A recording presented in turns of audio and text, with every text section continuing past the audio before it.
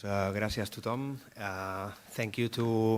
Moltes gràcies a tots, als nostres socis meravellosos d'aquest projecte, de la Fundació Boluccia i també de la Universitat de Bologna, per les seves amables presentacions. Esperem tenir més temps al llarg del dia i potser demà per continuar reflexionant sobre els vostres projectes. És un plaer per mi presentar la següent taula rodona.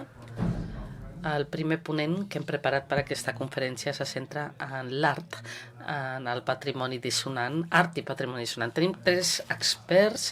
Primer sentirem el Daniel Rico, després el Horst Hoheisel i a Sanjay Miele. Començarem pel Daniel Rico, que és professor, i passo ara al català. De l'art a la Universitat Autònoma de Barcelona, on actualment dirigeix el Departament d'Art i Musicologia i la col·lecció d'assaig El Espejo i la Làmpara. També ha estat director de l'Institut d'Estudis Medievals. La seva recerca és molt variada i transversal, compaginant l'estudi de l'edat mitjana i del patrimoni cultural. Entre les seves publicacions més recents en aquest darrer àmbit destaca el llibre Quien teme a Francisco Franco, Memoria, Patrimonio, Democràcia, publicat per l'editorial Anagrama. Per tant, we have with us...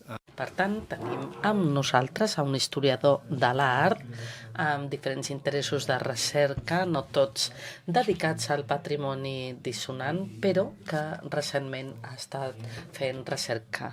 Tens 20 minuts, Daniel, per la teva conferència. Gràcies.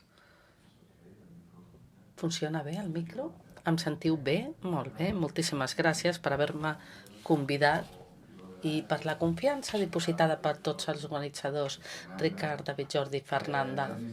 Començaré amb aquest diagrama del projecte internacional Històries dissonants en espais públics. Podem veure diferents estratègies per gestionar els monuments dissonants. Potser si seus allà, David, ho veuràs millor.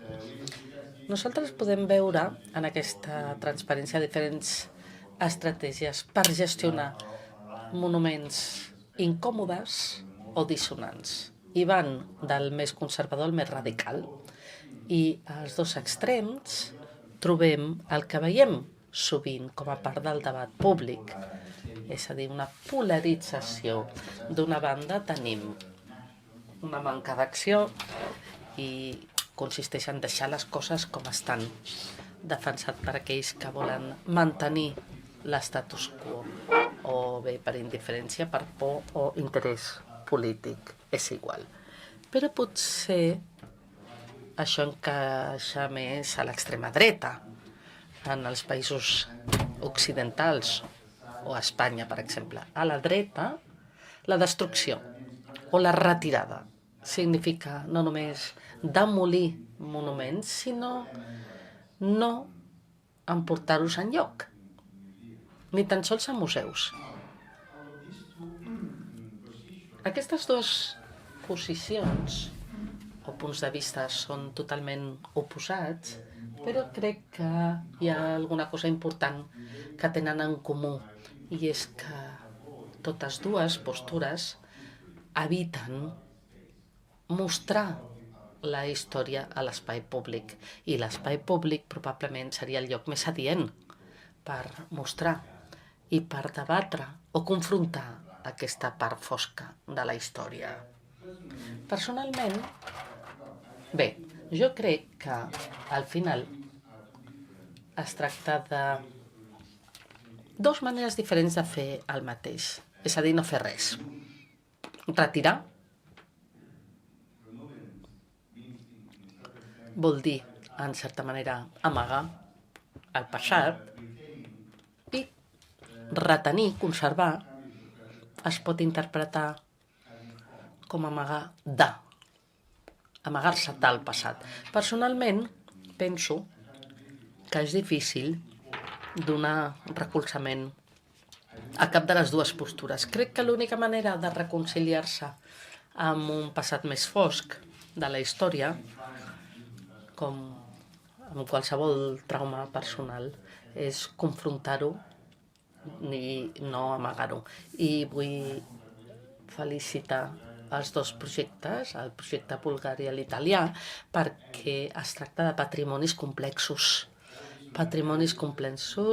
i de tots els patrimonis dissonants probablement són els més difícils de confrontar, perquè intenten confrontar aquesta part fosca de la història.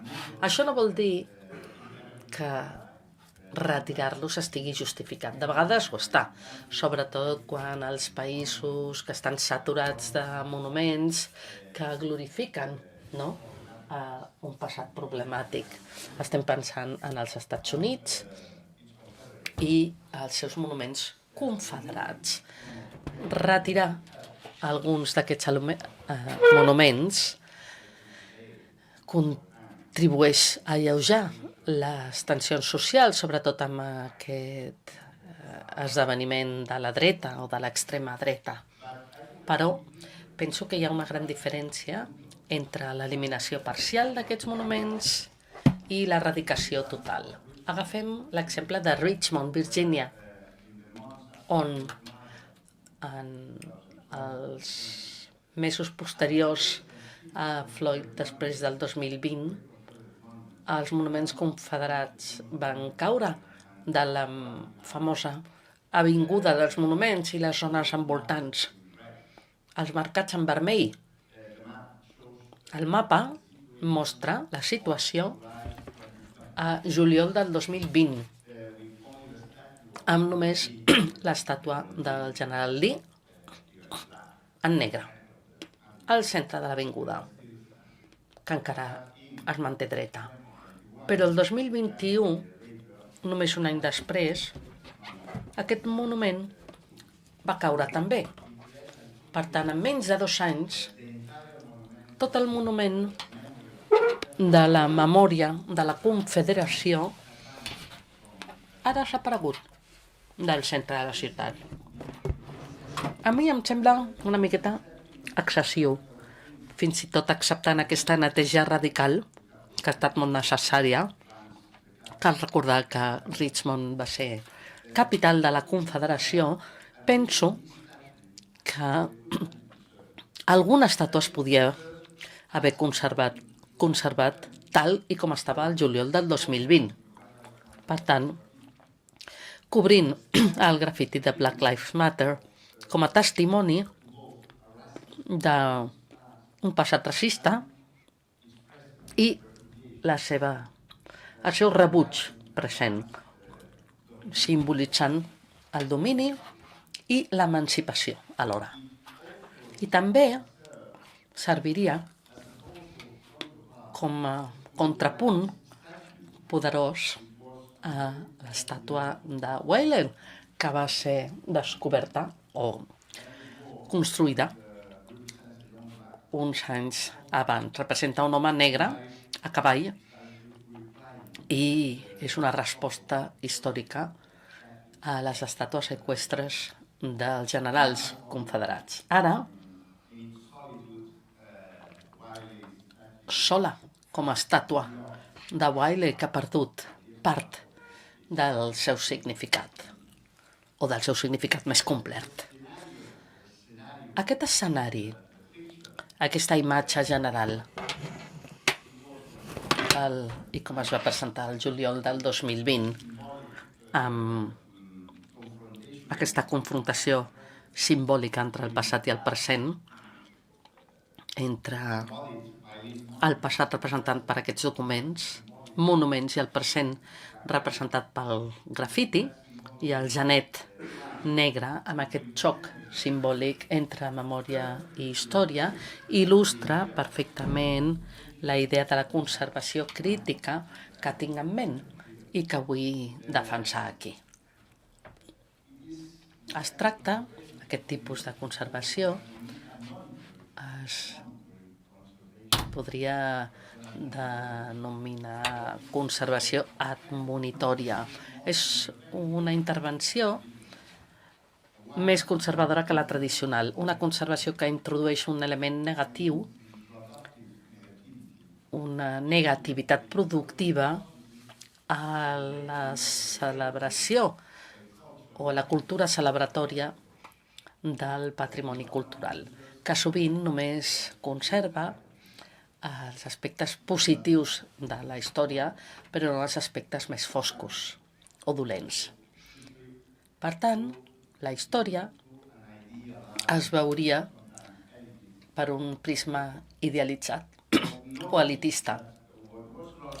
El que es va perdre amb la retirada d'aquest monument no va ser només un monument que retria homenatge a la Confederació, sinó que, segons el New York Times, a l'octubre del 2020, les obres més influents, les 25 obres més influents de la protesta americana de l'art dedicat a la protesta americana des de la Segona Guerra Mundial.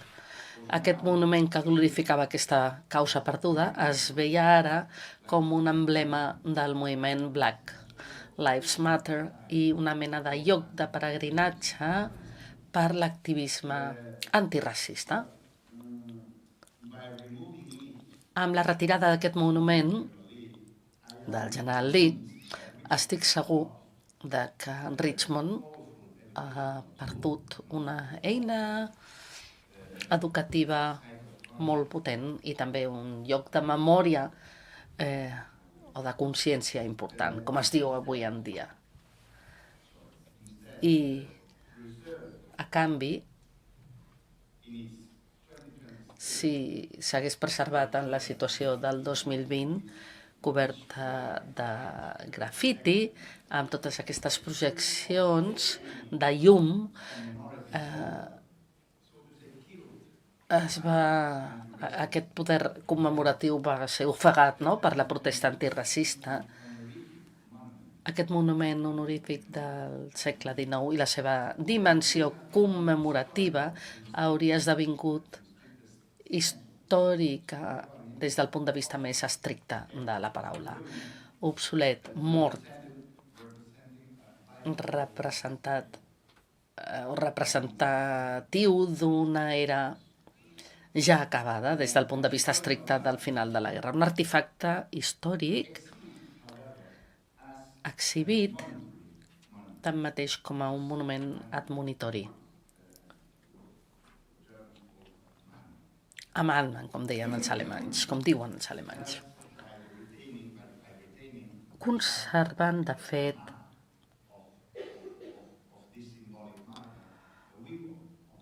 l'arma del crim, que és precisament els grafiti. Per tant, podríem dir que aquesta conservació crítica pot ser considerada també una mena de crim.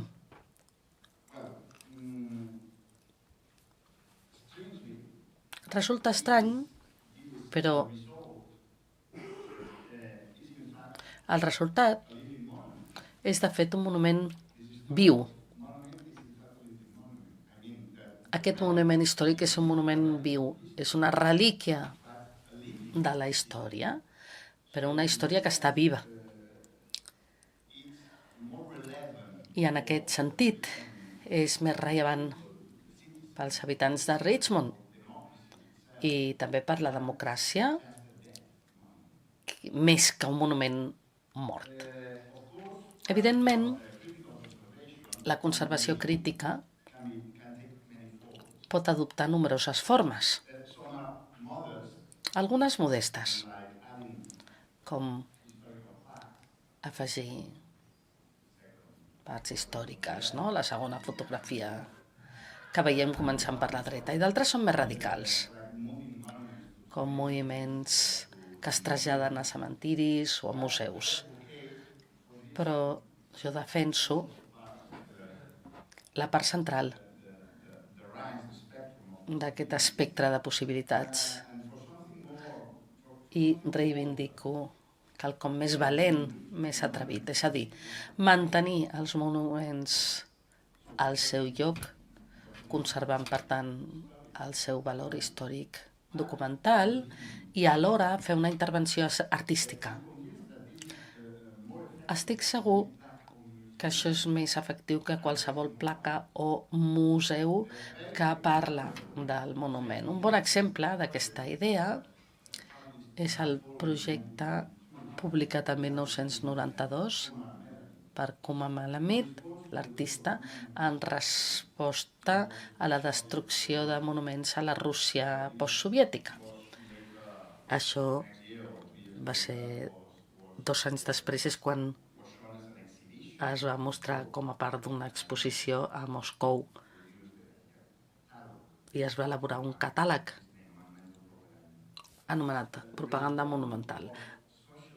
Responent a l'iconoclasme postsocialista, l'artista proposa o bé ni netejar-ho ni destruir-ho, sinó transformar-ho sense renunciar a la seva conservació. Com diu textualment, amb aquesta frase que està subratllada en vermell, deixar els monuments al seu lloc, in situ, i transformar-los mitjançant l'art en lliçons d'història, deixant clar que la conservació d'aquests monuments no significa necessàriament una celebració o ratificació dels mateixos. En el mateix pròleg, al catàleg de l'exposició, suggereixen algunes idees interessants i divertides, com per exemple escultures de bronze per... No sé pronunciar el nom, ho sento, diu el ponent. Ja sabeu qui és, ja sabeu qui va ser.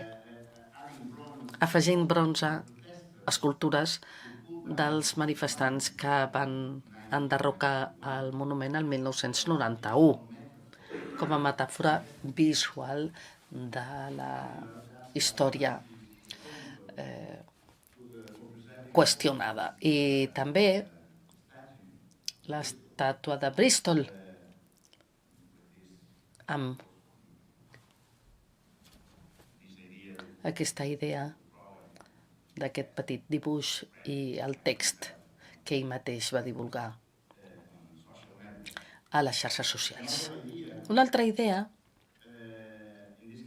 en aquest cas pel mausoleu de Lenin, va consistir senzillament en convertir el nom de Lenin en leninisme, afegint 3 lletres només a la paraula Lenin. És un gest petit, però que alhora transforma totalment el significat de l'edifici, convertint la tomba de Lenin en la tomba de la seva ideologia, el leninisme o el comunisme. Aquest enfocament minimalista que contrasta, no?, amb la grandesa dels monuments, que es qüestionen, em recorda aquestes intervencions més recents de Kolsnig i Bernardi a la casa del Bolzano, a Itàlia. Aquest equip d'artistes van afegir aquesta frase de Hannah Arendt en 3 idiomes: ningú té dret a obeir.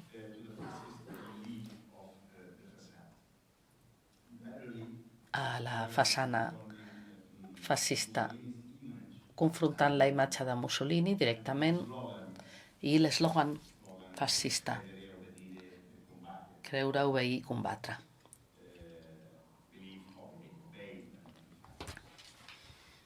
Credere, believere, combatre. I a distància, que permet aquesta escultura del relleu que es pot veure sense que representi una obstrucció.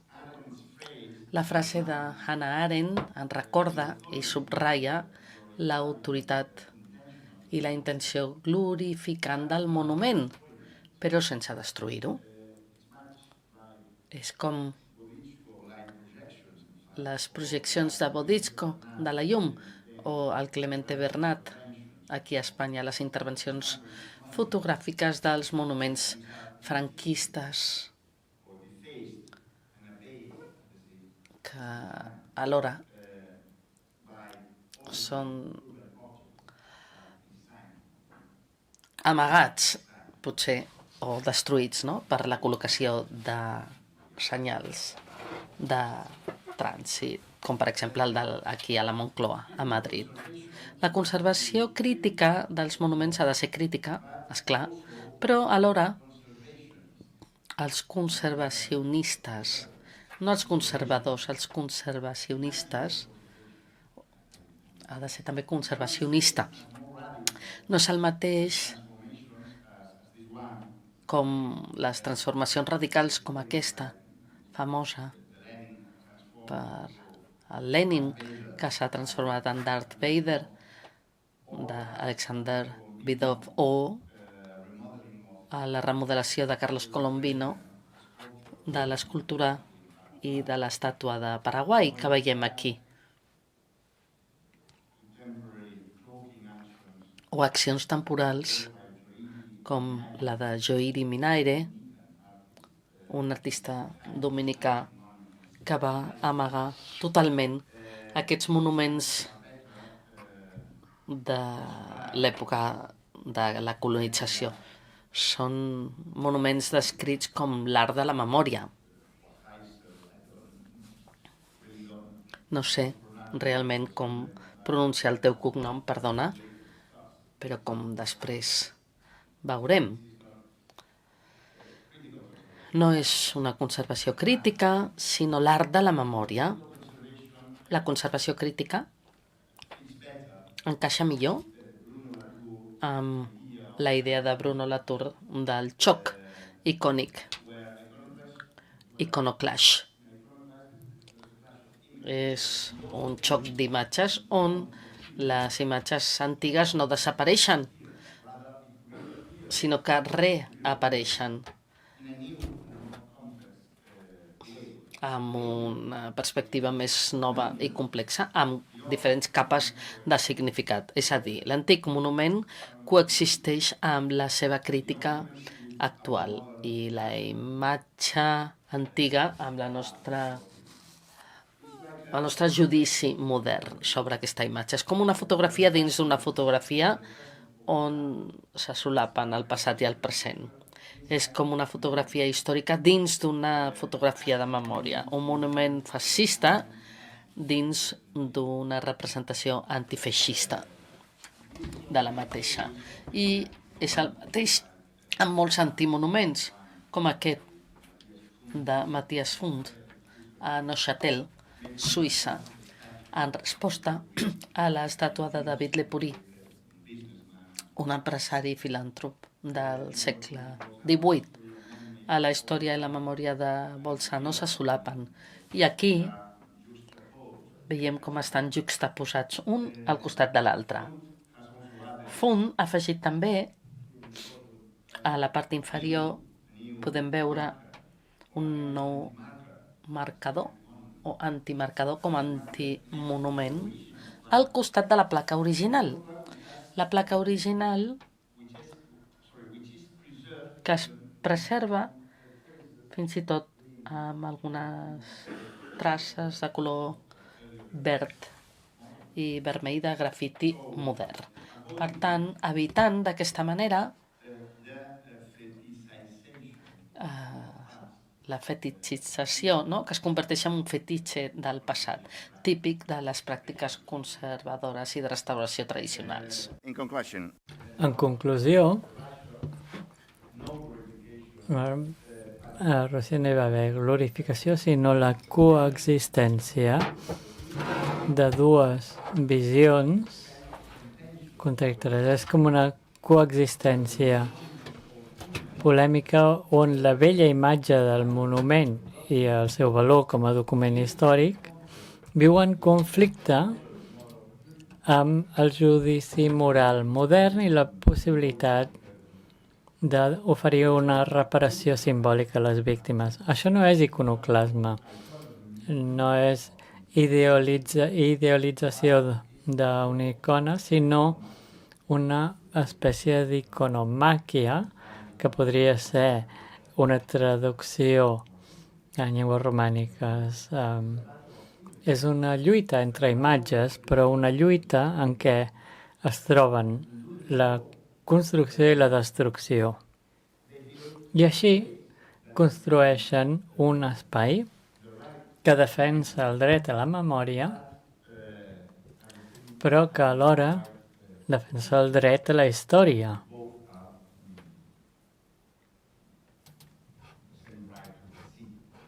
Que en ambdós casos formen part del dret a la ciutat, del que gaudim els ciutadans i ciutadanes. I això és tot.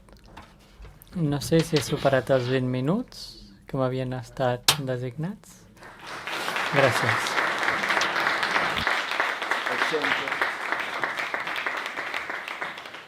Okay, thank you. Molt bé, moltíssimes gràcies, Daniel, per aquesta presentació tan interessant.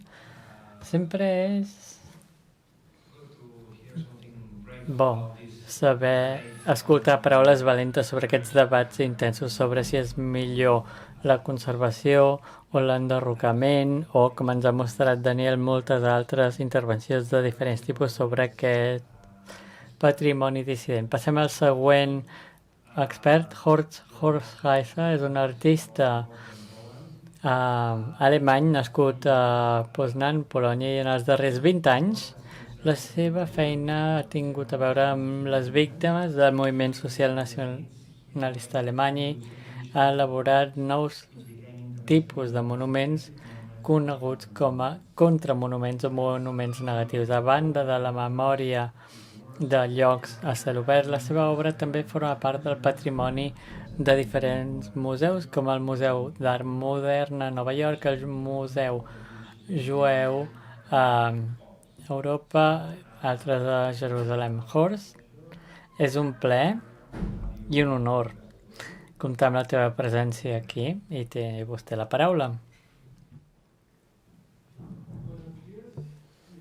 No es bueno, mi inglés tampoco, so I try to communicate. Intentarem comunicar amb vostès a la meva manera, a través de la meva obra. He treballat molts anys en art i memòria i quan treballem en art i memòria a Alemanya és quelcom únic o diferent perquè hem de confrontar-nos amb el fet que som els perseguidors i no les víctimes i que els memorials haurien de ser diferents als memorials habituals per a les víctimes quan no ets l'heroi, no? I és una dificultat que té en l'actualitat Alemanya en tot allò que té a veure amb monuments que recorden els crims comesos pels nazis. Començaré amb la meva primera obra. Abans treballava fent escultures abstractes quan vivia a Kassel, i a Kassel en 1908 un emprenedor jueu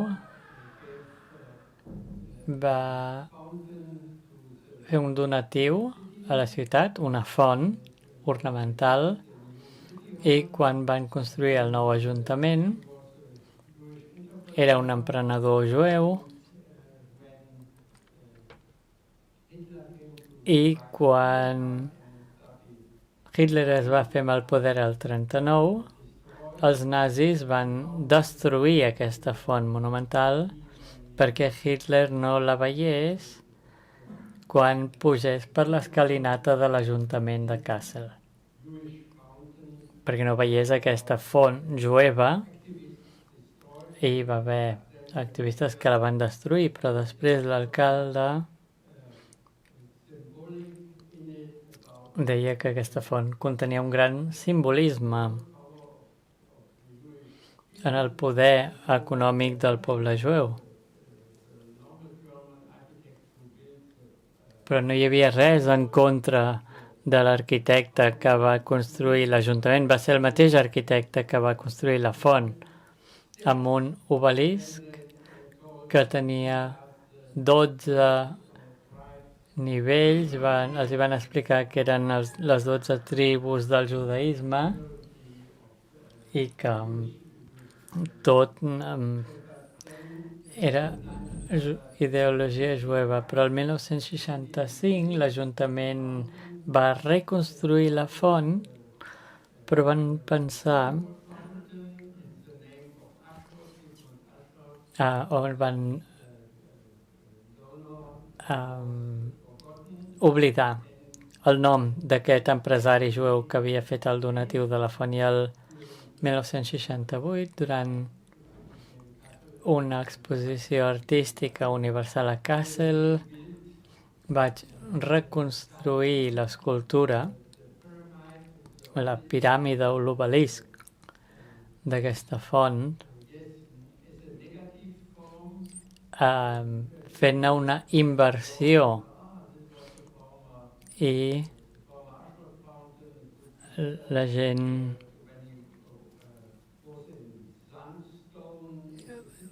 pensava que era millor que la font estigués construïda en pedra calcària, i alguns es van enfadar quan la vam invertir, perquè s'endinsava 12 metres sota terra, i aquí, com que l'aigua cau cap a baix, hi va haver, entre la ciutadania de Kassel, la gent es va enfadar que s'haguessin invertit tants diners en construir una cosa de la qual no es veia res. Jo vaig enfonsar l'escultura invertint-la, però la història de Sigmund Ashloth, tothom li diu que és la font d'Ashot, i representa l'assassinat de la comunitat jueva de la ciutat de Kassel, que havia quedat en silenci, doncs ha tornat a guanyar protagonisme.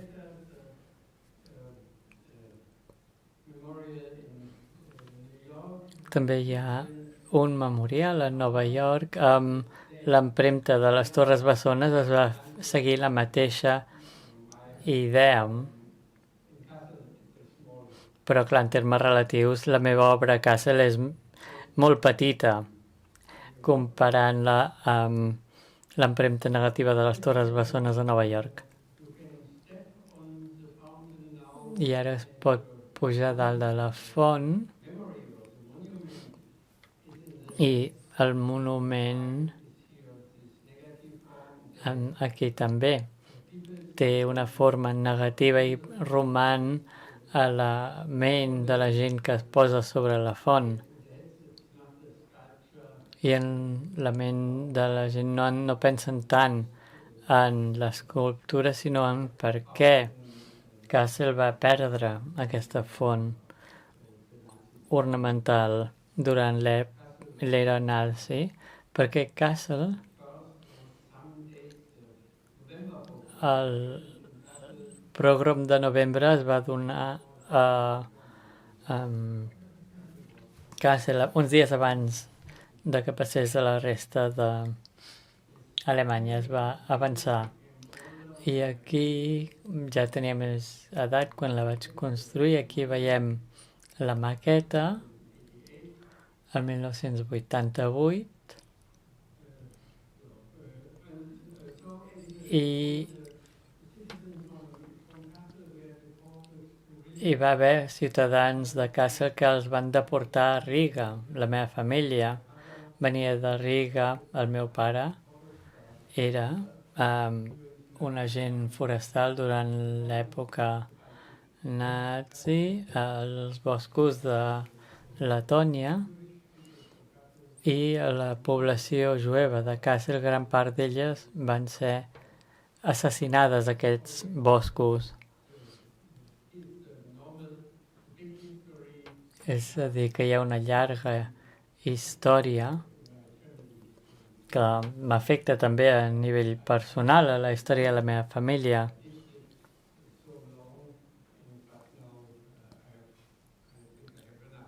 I aquí,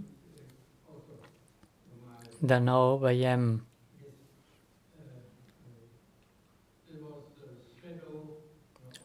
una ombra projectada a la porta de Brandenburg en 1997, després de la reunificació d'Alemanya.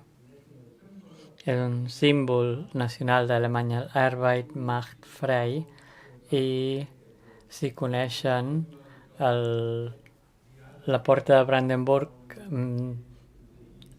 no cal oblidar l'altre barrera o l'altre forjat que van construir els alemanys a Alemanya Oriental a l'accés als camps de concentració. La meva proposta pel memorial de l'Holocaust de Berlín era tirar a terra la porta de Brandenburg i escampar els materials al memorial com a escultura. La pregunta era si els alemanys estarien disposats a sacrificar un símbol nacional per convertir-lo en un memorial per l'Holocaust. Em van expulsar en la primera ronda del concurs, però com a mínim en van parlar,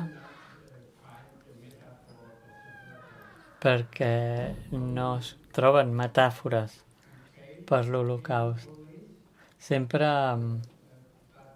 fracassem en l'intent i tot el que fem està malament, en major o menor mesura, però mai reflecteix bé la història. I aquí estic amb el meu amic Jens Young, al Memorial de l'Holocaust a Berlín, i aquest gran memorial per a les víctimes, tot i que és un punt turístic al centre de Berlín, ningú en parla ja. El memorial de l'Holocaust s'està esquerdant perquè aquests cubs estan buits per dins i els estan havent de reforçar amb unes franges d'acer. I cadascun d'aquests pilars té esquerdes i això és un gran problema. És un fenomen molt estrany, no? Que el memorial a l'Holocaust s'estigui esquerdant. Però bé, en qualsevol cas, ningú no n'està parlant d'aquest problema. I aquí veieu les sortides d'emergència al Memorial a l'Holocaust a Berlín, i crec que tots els grans memorials d'una nació han de comptar amb sortides d'emergència. Aquí veiem una sinagoga a Eberswalde, un poble a prop de Berlín, i allà, junt amb Andreas Nitzel, és una sinagoga que va ser incendiada pels nazis, i en aquest cas va tocar un llamp que va incendiar la cúpula i tots els veïns van contribuir a apagar el foc. I uns anys després van ser els nazis qui van incendiar-lo. I la televisió sempre fa servir aquesta fotografia, que no és del 9 de novembre, quan es va produir el pogrom, sinó molts anys abans, quan, com deia, va caure aquest llamp. Però és una fotografia tan potent, però és també perillosa, perquè els neonazis coneixen la fotografia, la reconeixen i diuen que tot és mentira. Per tant, és perillós publicar aquestes fotografies. I aquí veiem els fonaments. Ara sí. Aquí veiem els fonaments i vam construir un mur de 3 metres d'alçada, sense finestres, sense entrada, sense porta. Ningú pot entrar ja en aquest espai, al centre de Besvalda. Fa uns 10 anys ja que vam construir el mur. És un espai pels déus i per les llavors dels arbres, i ja veiem com és un espai perquè hi creixi la memòria i està creixent un bosc petit que contribueix a donar volum per representar el volum de l'antiga sinagoga, i al voltant hi ha una inscripció que explica la història d'aquesta sinagoga i de la comunitat jueva d'Eberswalde.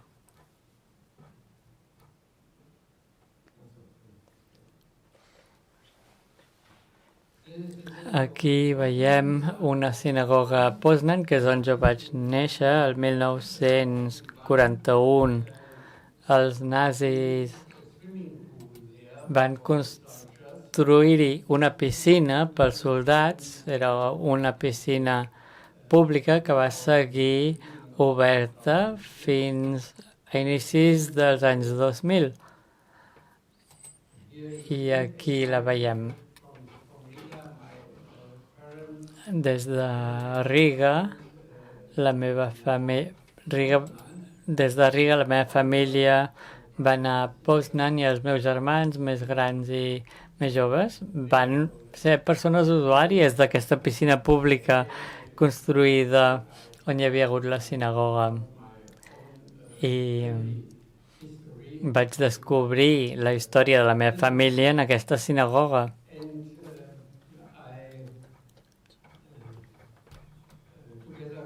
I juntament amb Andreas Kitz, la sinagoga, la piscina es va tancar, es va retornar a la sinagoga a la comunitat jueva de Poznan,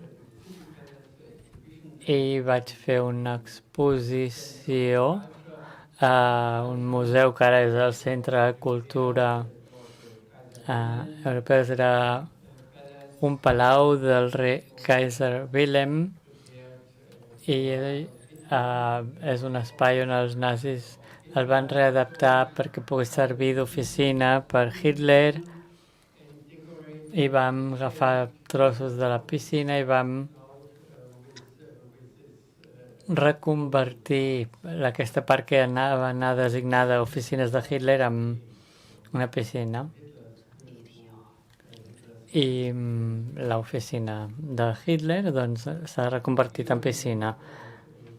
Aquí veiem Buchenwald, el camp de concentració de Buchenwald. Aquest any han commemorat 80 anys des del seu alliberament, i per commemorar el 50 aniversari de l'alliberament em van encomanar a fer un primer monument, que era un monument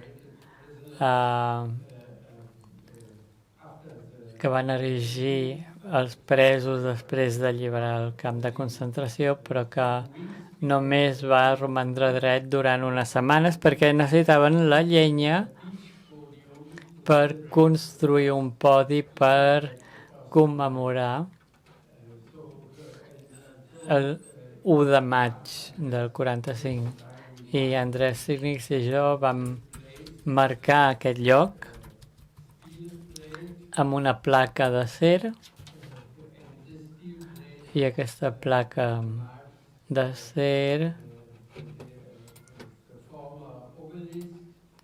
està en lloc on hi va haver l'obelisc. Hi ha una inscripció que conté totes les nacionalitats dels presoners, 60 nacionalitats.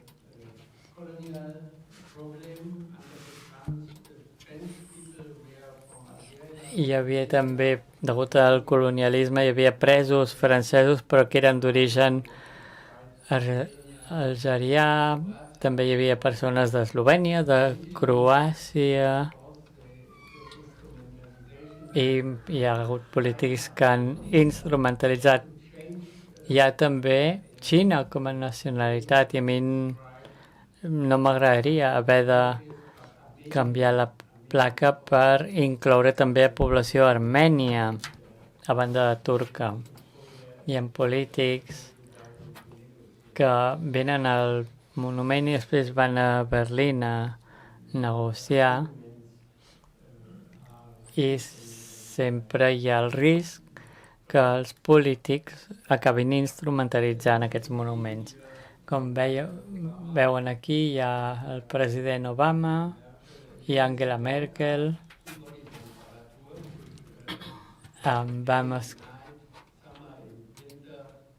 És una placa que roman constantment a la temperatura corporal, es refreda o s'escalfa segons la temperatura ambient, tant si fa sol com si fa neu, i tenim les víctimes, tant els perpetradors de crims com les víctimes, tots compartim la mateixa temperatura corporal. I els supervivents de l'Holocaust, Margot Friedman, va morir uns dies abans d'inaugurar aquesta placa, més de 103 anys d'edat. I era una persona que anava a fer xerrades a les escoles per explicar als alumnes que no podem oblidar que som éssers humans. Aquest era el seu missatge. I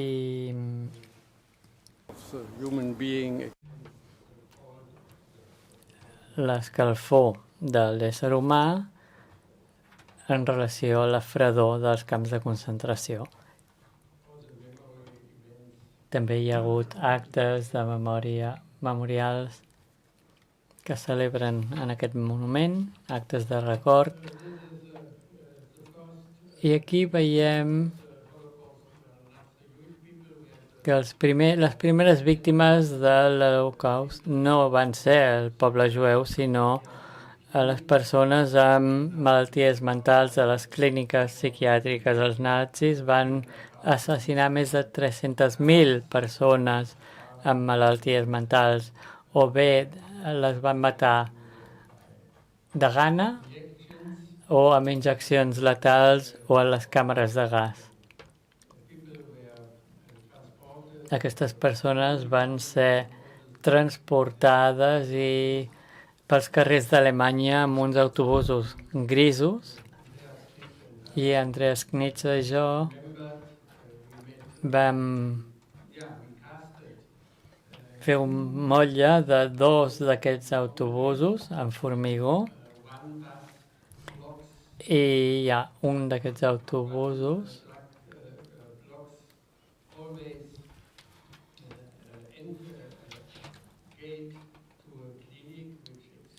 que està als accessos d'una clínica de salut mental que encara està en peu, i és una de les clíniques on entraven i sortien els busos. I l'altre bus que van fer en formigó el vam transportar pels mateixos recorreguts que van seguir aquests autobusos durant l'època dels nazis, i ara es troba a Chemnitz, que és una ciutat capital europea de la cultura enguany,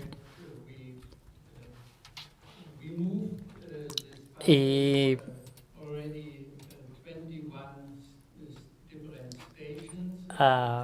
aquests autobusos doncs els hem mogut a més de 23 llocs diferents i ha recorregut més de 10.000 quilòmetres.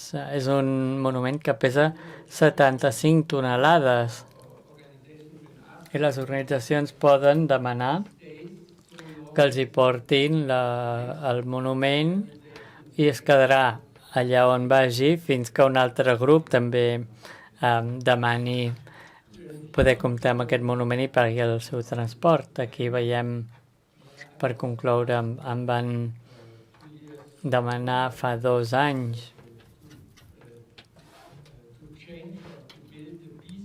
construir una peça monumental o convertir un monument de la Primera i Segona Guerra Mundial i donar-li un nou ús. Jo no ho vaig voler fer, però va coincidir amb el moment en què es va iniciar la guerra a Ucraïna i allà vaig canviar de parer, vaig dir sí, ho faré.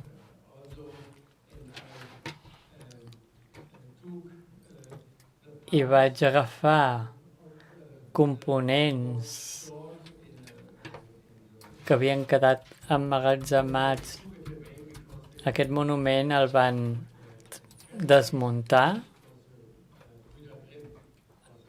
perquè van construir un parc recreatiu pels germans Grimm i van desmantellar aquest monument. I jo vaig aprofitar els blocs com si fossin làpides davant d'una església a l'altra banda del carrer i amb aquest material vaig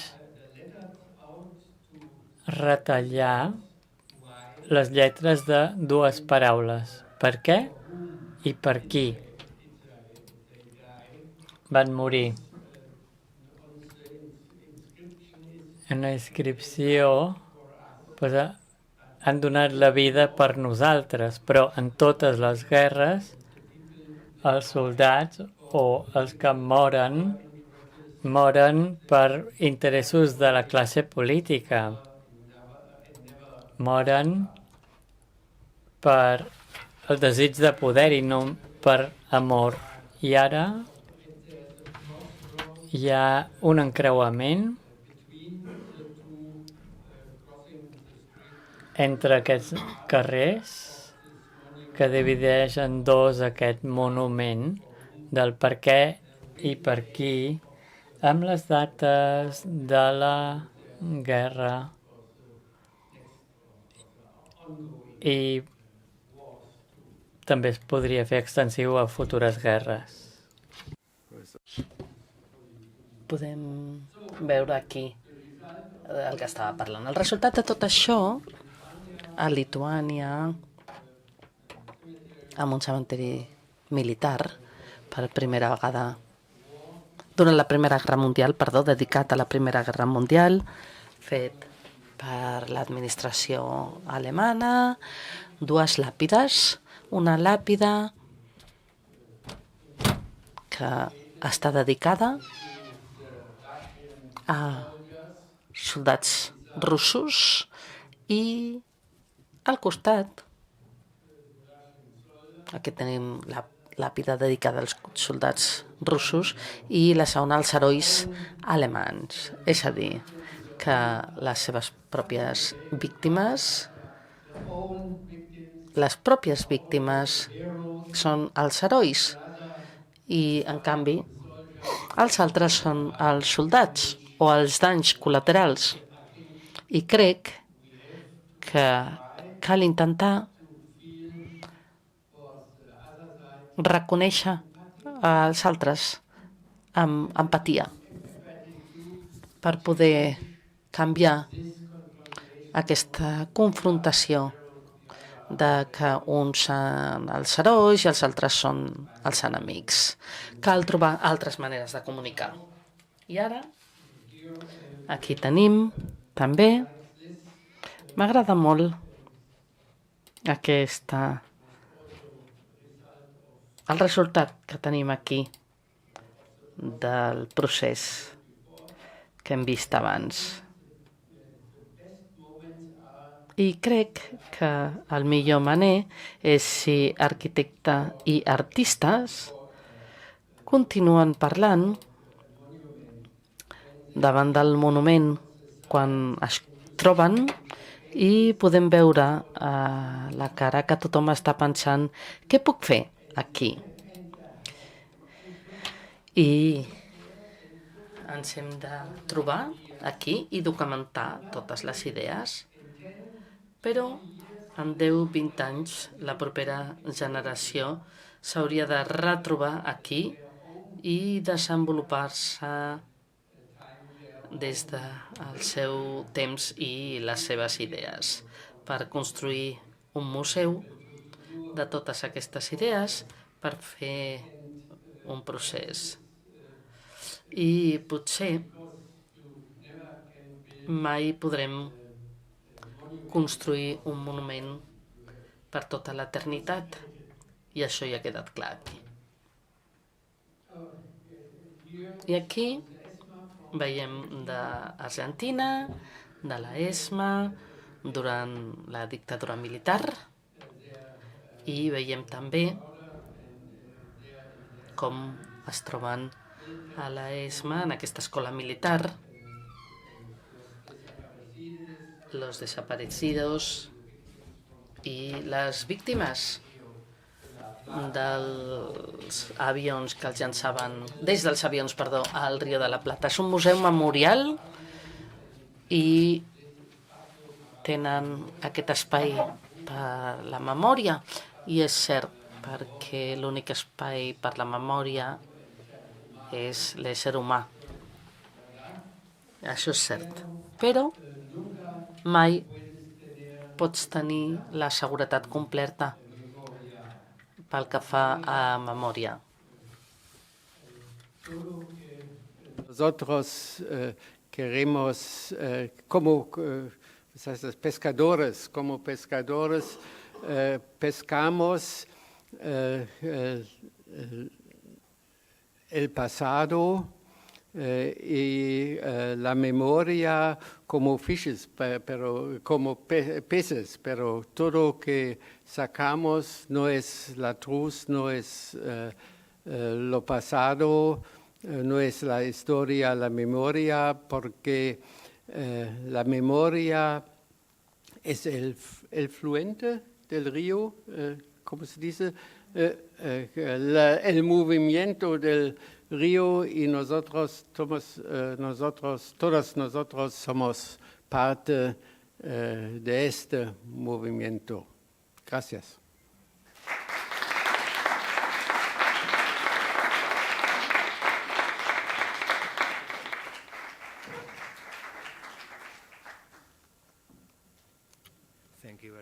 Thank you very much, Horst.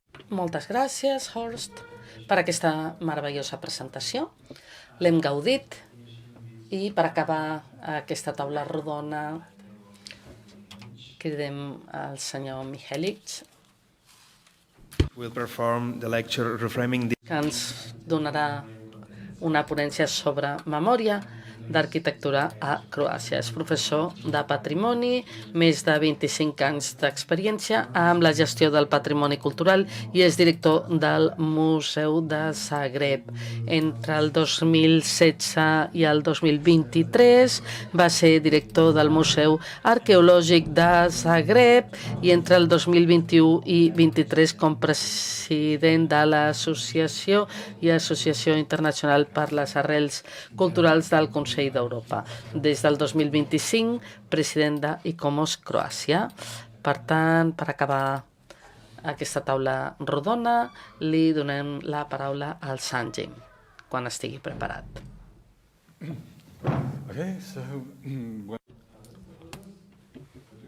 Querría agradecer mucho a Ricard, David, Jordi por esta invitación. Estoy muy feliz de estar aquí hoy con nosotros en esta muy importante e interesante conferencia, y no voy a hablar español, presentar en español, pero I'll switch to English right away.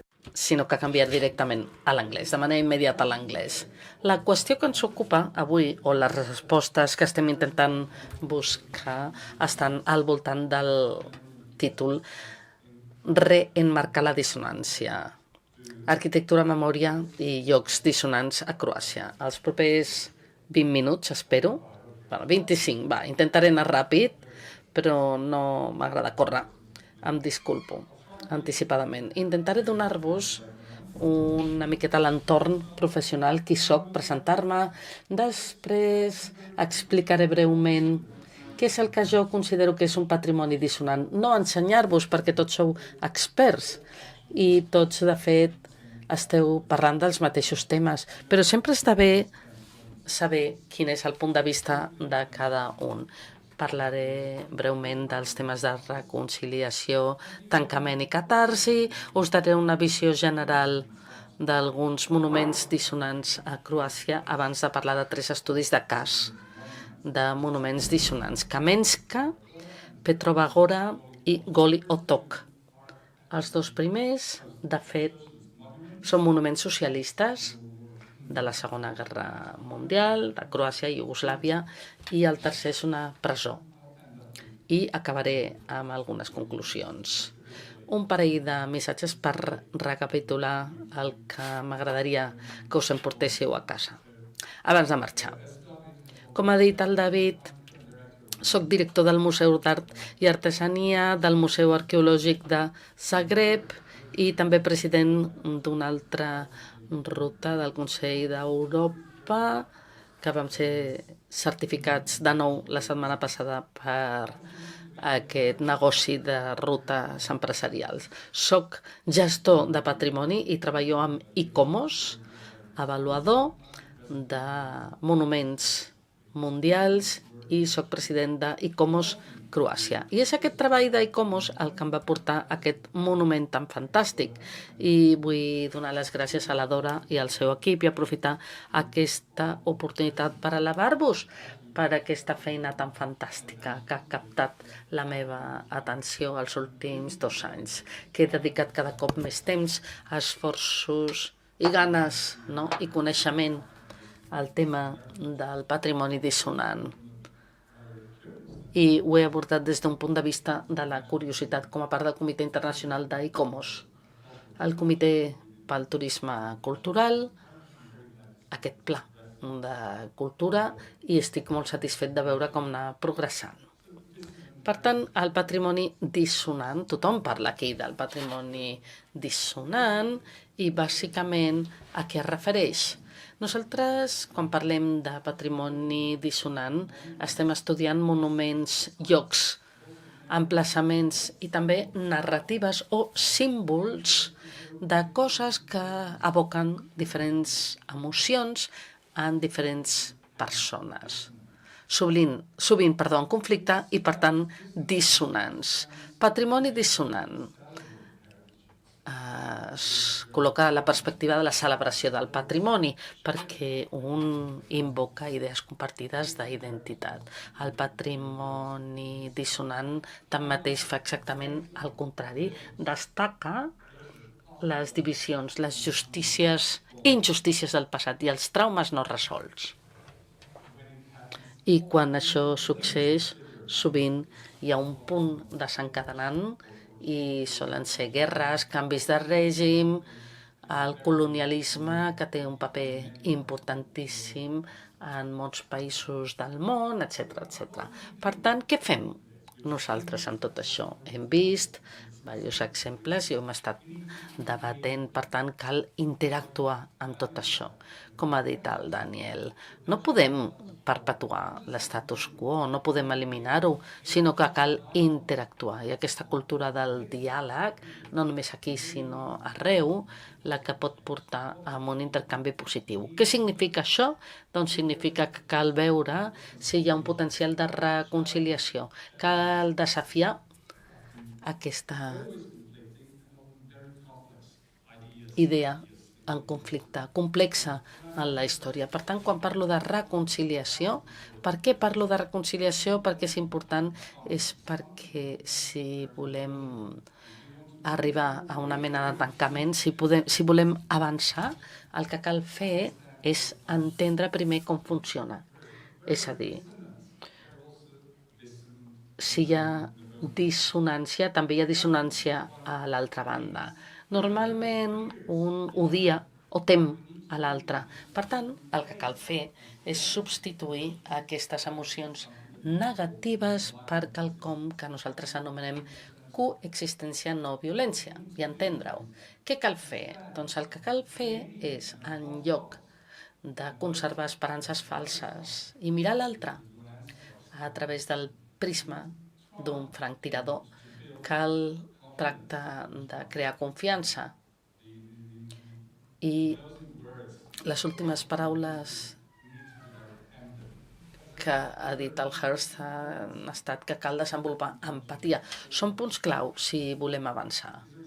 Per tant, aquestes són les diferents fases i un altre aspecte important d'aquesta terminologia que ha fet servir el Hearst és que els assassins i les víctimes sovint no és fàcil i no ve sol tot això. Cal confiança, però no només confiança, sinó que si cal i volem participar en el procés de superació d'aquestes situacions, ens hem d'esforçar. Del contrari, tindrem l'estatus quo i doncs, una malevolència constant i eterna. I, de fet, no avançarem, no podrem avançar. Per tant, el que intentem és aconseguir la reconciliació i d'aquesta manera podrem aconseguir integrar el passat en quelcom que ens doni una narrativa més coherent, reduint d'aquesta manera les tensions emocionals que podrien existir, que potser existeixen. És a dir, que l'objectiu és el tancament psicològic, no? És a dir, reconciliar-se en lloc de retroalimentar les nostres pors, odis i continuar fomentant sempre nous conflictes. Per tant, això no és quelcom que es pugui fer sense ajuda. El temps tot ho cura, sí, però requereix molt de temps. I l'agència humana, la intervenció humana també és necessària. El procés de reconciliació quan es pot aconseguir tancar? Doncs si es compleixen diverses condicions. Primer, si permet un diàleg obert. Cal que un vulgui involucrar-se. També si permet múltiples veus, perquè no hi ha una narrativa única. Si la narrativa és única, és una dictadura. El que necessitem és un diàleg. I quan porta el reconeixement públic a través de diferents metodologies, el públic davant del privat, com sempre, i quan pot contribuir a transformar els llocs de dissonància que potser han causat traumes en llocs d'aprenentatge, reflexió i memòria compartida. Una memòria compartida, i amb això el que volem significar és una mena de consens cap a tot això. Molt bé, doncs tancar un capítol no és el mateix que reconciliar-se, hi ha diferents elements implicats. Tancar un capítol no pot ser ni total ni uniforme, difícilment. No tothom en la societat pensarà que ha aconseguit tancar aquell capítol de la història. I no llegiré tots els punts, però sí que hi ha elements de dissonància importants. No tothom necessita entendre en què consisteix aquest procés de reconciliació. Un element molt important aquí, que sovint es malinterpreta, és quan hi ha ferides que han sanat en un moment determinat o estan a punt de curar-se i es reobren en un nou context polític. És la reinstrumentalització dels polítics o grups de l'actualitat. I aquí radica el perill. Aquí, precisament, i sobretot aquesta reemergència de ferides antigues que no han cicatritzat. I, evidentment, si això succeeix, i si aquest extrem de la història un cop més contribueix a crear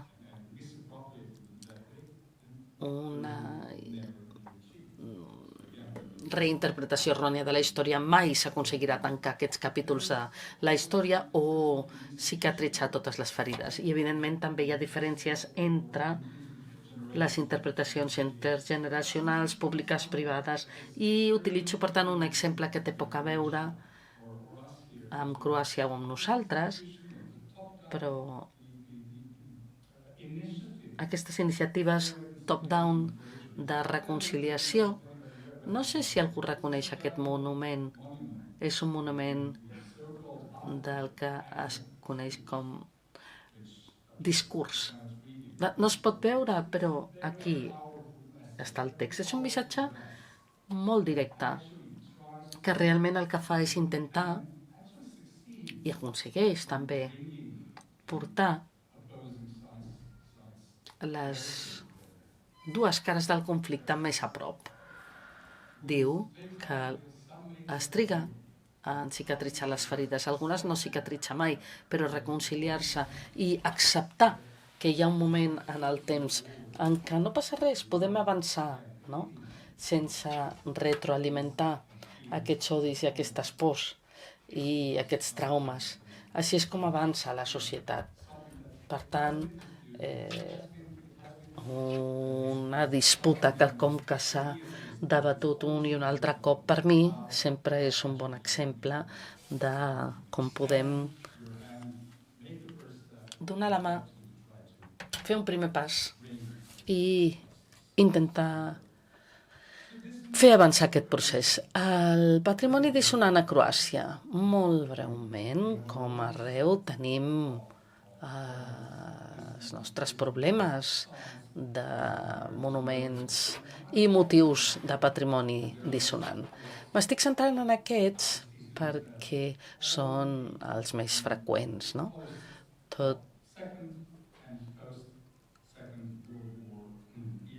Tota l'era de la post-Primera Guerra Mundial, Segona Guerra Mundial, el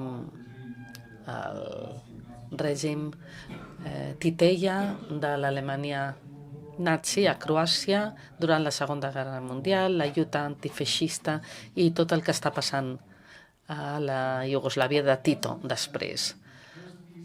Punts de dissidència ens poden ajudar a entendre que bàsicament qualsevol que pensi, qualsevol cosa pot ser vinculat a una d'aquestes 4 persones que mostraré aquí, perquè representen el discurs dominant, el poder polític dels últims 100 anys. No sé si reconeixeu el rei Alexandre de Iugoslàvia, aquest punt de dissensió de la Croàcia actual. Representa els règims dictatorials opressius de Croàcia. Què passa després? Després va accedir al poder aquest senyor, aquest monstre, Ante Pavelić, que era el cap de l'estat independent de Croàcia, que no era independent ni tan sols era un estat, una època terrible, el règim d'Austerlitz, responsable de tantíssimes atrocitats cap als jueus,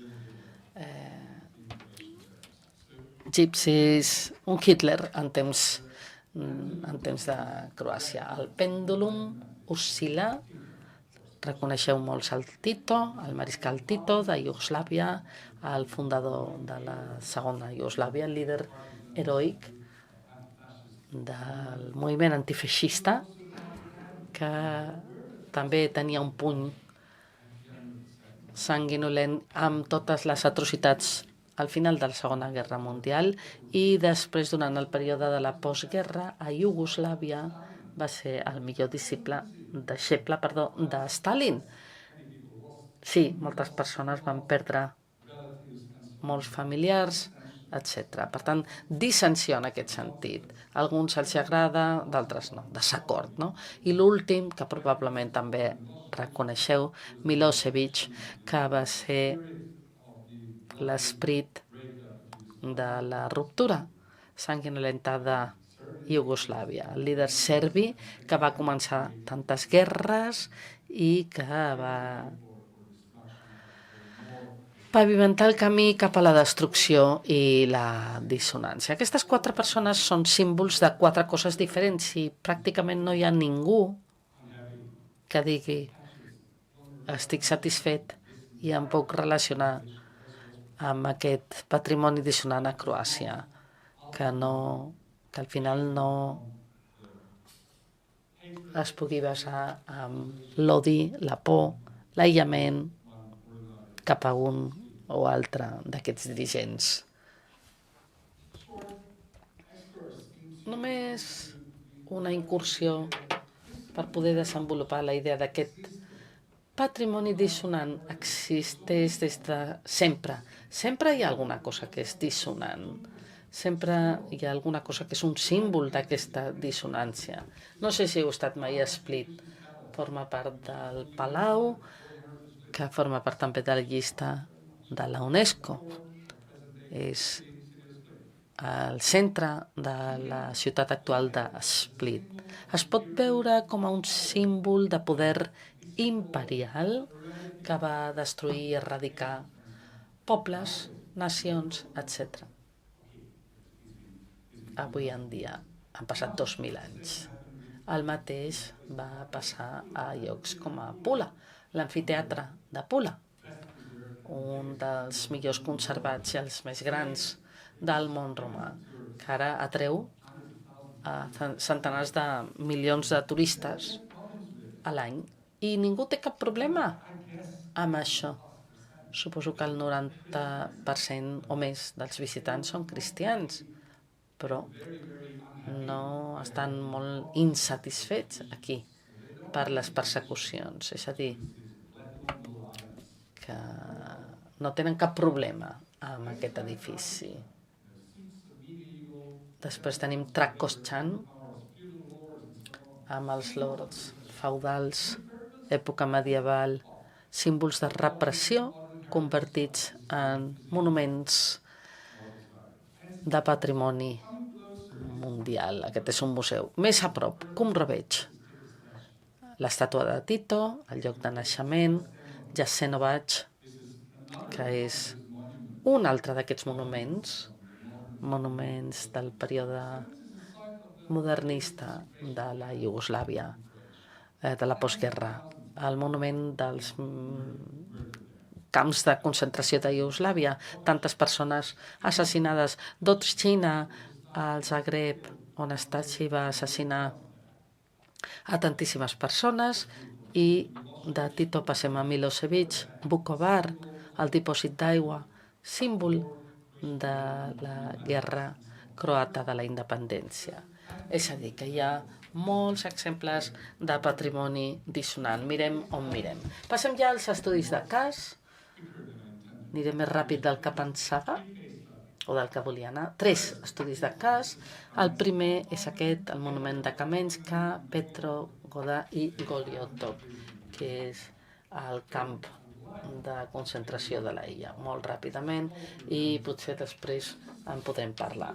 Aquí tenim un monument construït el 1968 que celebra la victòria del poble d'Eslavònia durant la Segona Guerra Mundial. Podeu trobar informació a la base de dades, no sé si esteu familiaritzats, és una pàgina web Spanovic Database.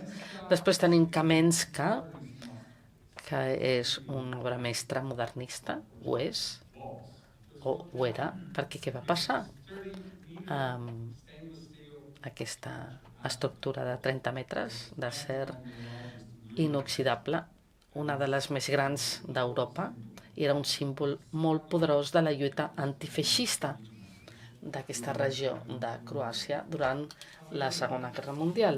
Però degut al fet que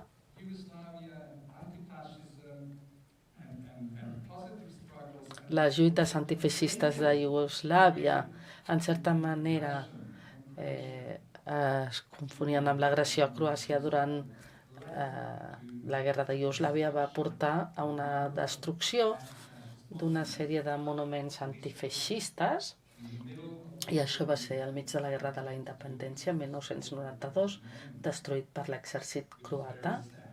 És molt trist, ho he de dir.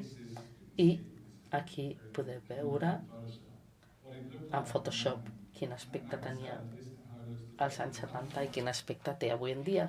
No queda res. He escollit aquest estudi de cas perquè volia ser fidel a l'objectiu de la conferència i també per abordar el patrimoni dissonant a través de l'arquitectura i de l'art. L'any passat, fa 2 anys, un artista croata, Sandro Ducic, va crear una exposició i una instal·lació que es deia The Silence That Tore Down the Monument, que va abordar el monument i el seu trist destí. No el va reconstruir, sinó que va crear una instal·lació i d'aquesta manera va implicar el públic croata, experts i públic general amb el símbol, com és que això podia passar, que fos enderrocat. El que veiem aquí és un holograma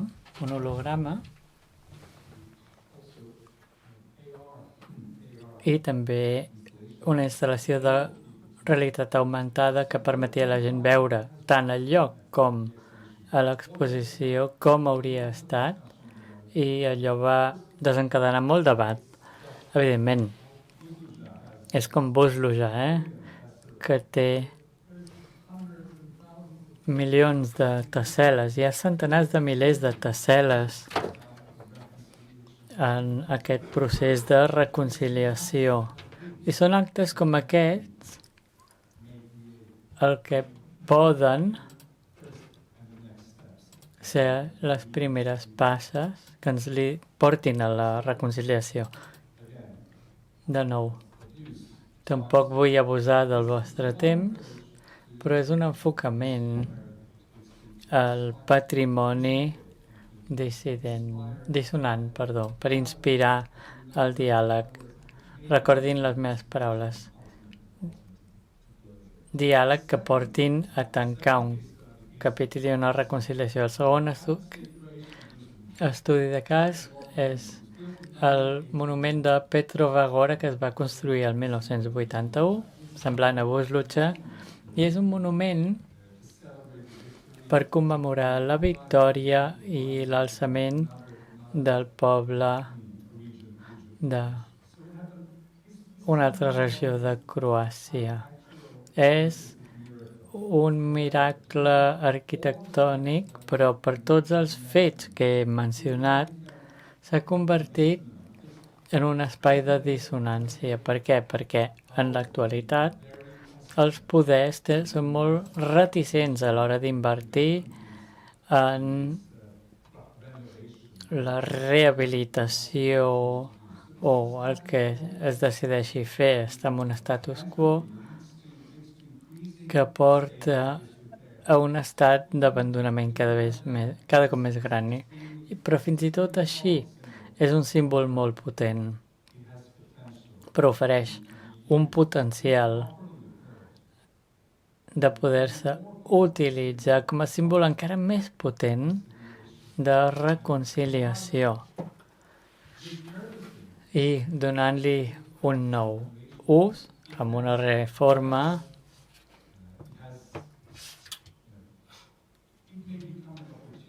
podria esdevenir una oportunitat per acceptar el que ha passat i en comptes de crear més divisió, doncs integrar més a les persones. De la mateixa manera que Buzluja, jo el que dic és que aquest monument, juntament amb els elements simbòlics, posseeix un capital intrínsec per convertir-se en un monument arquitectònic molt potent i un símbol al qual puguem adscriure uns significats. Aquí veiem la visió des de dalt i amb aquest minut o minut i mig que em queda els vull presentar el tercer lloc, Goli Otok. Goli Otok és una illa, de fet, illa deserta en croat, al nord de l'Adriàtic, i va ser utilitzada durant uns anys després de la divisió entre Tito i Stalin, el 1948, com un campament per a presos polítics. I aquest va ser un element molt poderós per causar la por en els iugoslaus.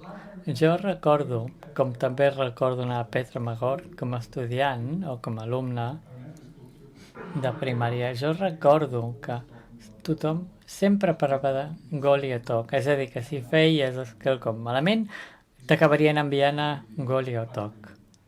És real, aquesta sensació de por. De nou, què fem?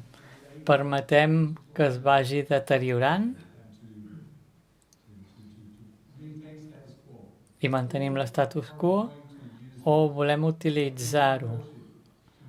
Ho volem fer servir perquè es converteixi en un símbol potent de reconciliació, perquè sigui un lloc d'aprenentatge per a les noves generacions. Tots els llocs històrics tenen el potencial de transmetre missatges importants i en tot de les societats, en aquest cas la societat croata, se'n podria beneficiar si l'enfocament és un enfocament de mentalitat oberta i amb l'objectiu clar de reunir a les persones en comptes, com he dit repetidament, en comptes de crear noves divisions. És a dir, que hi ha un grup que de manera activa, un grup de la societat civil que intenta promoure aquesta idea i espero poder-los incloure i connectar-los amb els altres del grup d'arquitectura dissonant. Hi ha moltíssimes fotografies, se'n podria parlar molt més, però passant ja a la conclusió, els missatges claus, bàsicament, 3 conclusions. En aquesta presentació només m'he centrat en el patrimoni posterior a la Segona Guerra Mundial. N'hi ha molt més, que menys que Petrogora i Goliatok. Recordin aquests noms. Si els interessa, podem parlar més i els preguntaria consell i ajuda o col·laboració perquè aquest patrimoni dissonant sigui molt menys dissonant o per moure la roda en la direcció oposada. El segon missatge és que la reconciliació i el tancament, com a passes potencials, en la meva opinió, això és el que hem de buscar quan considerem que hi ha llocs que són dissonants. I el tercer i últim missatge és que és una via cap a la catarsi societal. De la mateixa manera que ha passat en moltes societats, hi havia relats personals i concrets, però el que podem considerar que sí ha fet Alemanya en el passat és que va arribar a una catarsi amb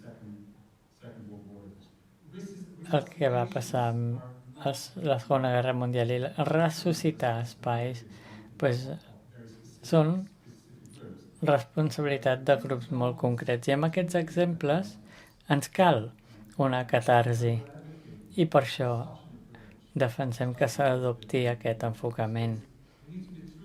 Hem de parlar amb veritat, hem de ser oberts a interpretacions inclusives amb multiplicitat de veus i no un discurs narratiu i monolític, i hem de fer participar les comunitats afectades i trobar-li una part educativa. I l'art i la cultura són motors potentíssims i eines metodològiques que es poden fer servir amb aquesta finalitat.